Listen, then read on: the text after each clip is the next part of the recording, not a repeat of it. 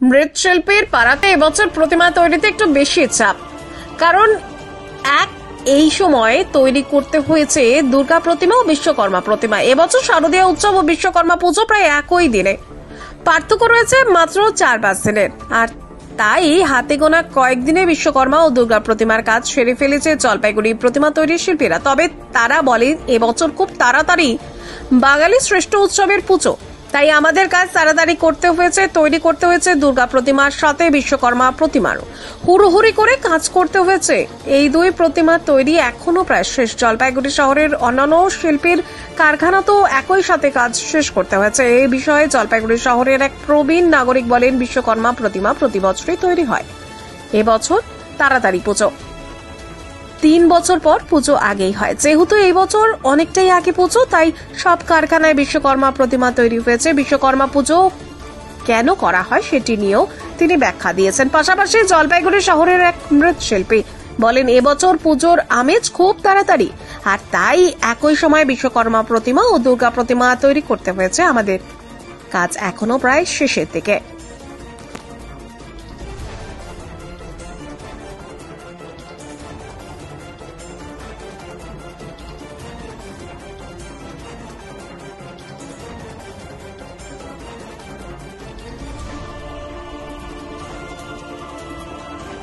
আর এই পুজো নিয়ে 31শে ভাদ্র 17ই সেপ্টেম্বর দেবশিল্পী বিশ্বকর্মার আবির্ভাব দিবস। হ্যাঁ, হিন্দু শাস্ত্র মতে দেবশিল্পী মহাভাগ দেবানাং কার্য সাধক বিশ্বকর্মা নমস্তভ্যাম সর্বভীষ্ট ফলপ্রদ। দেবশিল্পী বিশ্বকর্মাকে পূজা করিলে, প্রণাম করিলে সর্বকাজ সিদ্ধ হয়। যেমন সরস্বতী মহাভাগে, ছাত্রছাত্রীদের কাছে সরস্বতী মহাভাগে বিদ্যে কমলোচনী বিশ্বরূপে বিশালাক্ষী বিদ্যান দেই, সেরকম স্কুল কলেজ বিশ্ববিদ্যালয়ে সরস্বতী পূজা হয়, শিক্ষা প্রতিষ্ঠানেও হয়।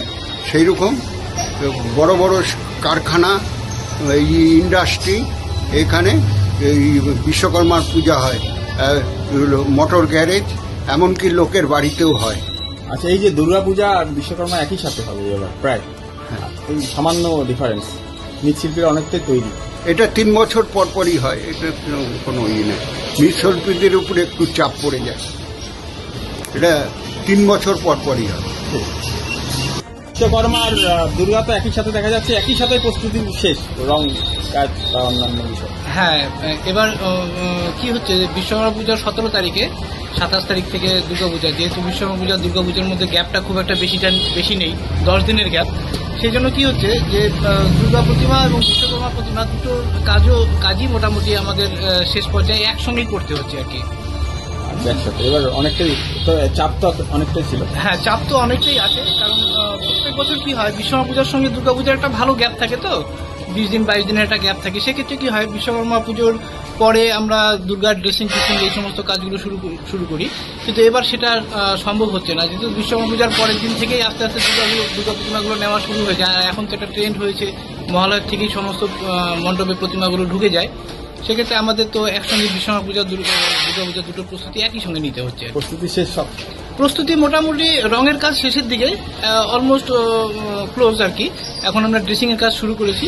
ড্রেসিং এ মোটামুটি একটা ভালো সময় লেগে যায়, যেহেতু এখন একটা ট্রেন্ড আসছে, সেটা হচ্ছে যে বেশিরভাগই দুর্গা প্রতিমাগুলো একটু সাজের উপর ডিপেন্ডেন্ট হয়। তো সাজের কাজটা তো বেশি আগের দিক থেকে করা যায় না, পরের দিকে সাজ গয়নাপাটি এগুলো লাগাতে হয় ড্রেসিং এর কাজটা, সেজন্য শেষের দিকের কাজ চলছে আর কি, ড্রেসিং এর কাজ।